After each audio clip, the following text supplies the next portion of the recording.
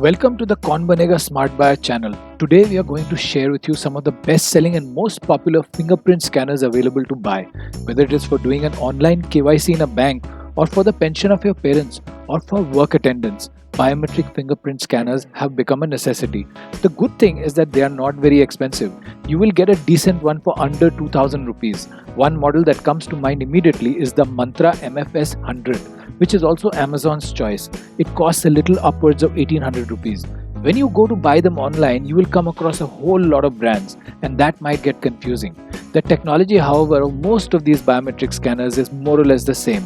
The really expensive ones may have multispectral scanning that scans even under the surface of the skin for extremely high levels of security. The scanners you're going to see in this video are in the affordable range and work well in most situations.